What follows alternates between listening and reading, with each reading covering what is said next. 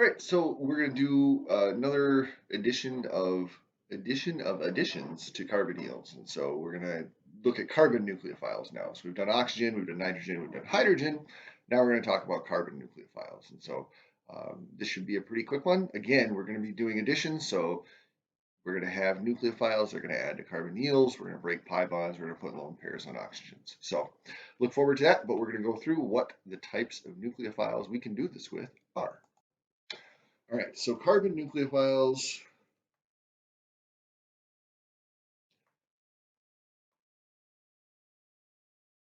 there are a couple of just kind of generic ones that I'm going to kind of rip right through without spending too much time on them.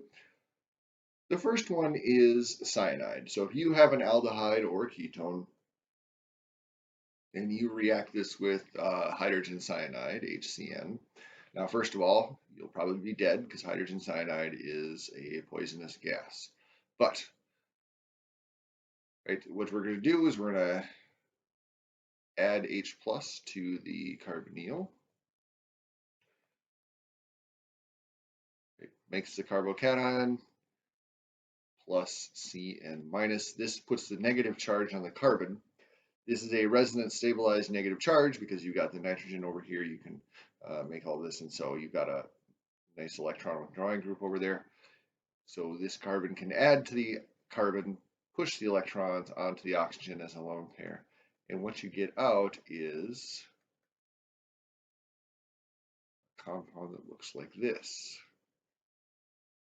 I guess I haven't drawn out the cyanide, but this is a carbon triple bond to an nitrogen like this. This is called a cyanohydrin. It looks a lot like, this is basically just a hemiacetal formation, only we're using carbon instead of oxygen. And this is a nice way to add one more carbon to your ketone or aldehyde. Right? The cyanohydrin is pretty stable. It doesn't go any further than this. You just get one addition of cyanide and you're done. Right? So this is a very straightforward reaction. There's no trick to it or anything along those lines. Cyanide just adds. Oftentimes, you will also see this done with just sodium cyanide to avoid the poisonous gas side of things. So if you use sodium cyanide, of course, you have the plus and the minus. Cyanide is a good enough nucleophile that you'll get the negative oxygen version of this.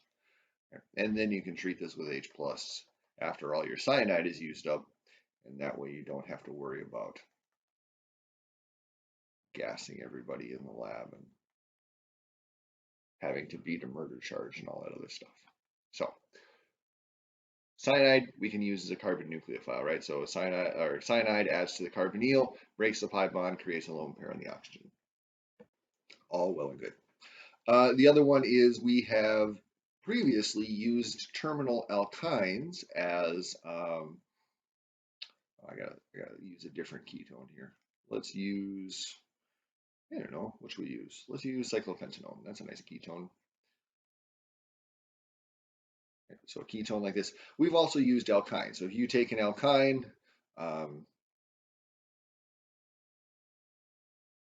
like this one, you treat it with a strong base. I'm going to use sodium hydride, right? Remove that hydrogen, create the conjugate base of this alkyne. You can make a negative charge here. Now this negative charge this negatively charged carbon can act as a nucleophile. Add to the carbonyl carbon, break the carbon-oxygen pi bond, push the electrons onto the oxygen, and you get again this negative oxygen intermediate.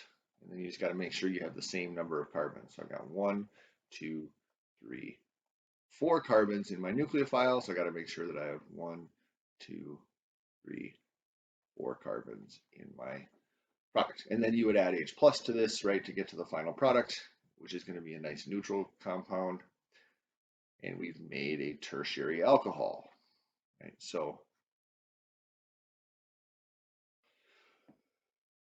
this is a way to convert ketones to tertiary alcohols. You end up with an alkyne there, and then we can do all the alkyne reactions that we remember from organic 1.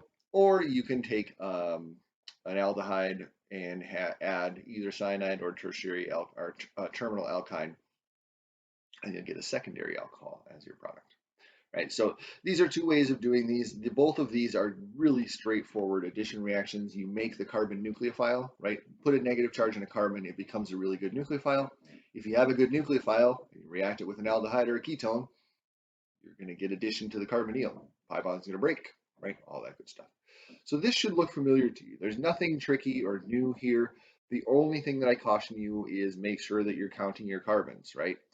You have 4 carbons here. We treat the terminal alkyne with strong base to make the conjugate base. 4 carbons get added. We need to have those 4 carbons in our final product. So nothing new there, but a couple of reactions that kind of make sense if we'd have thought about it, but we want to call attention to it and say that.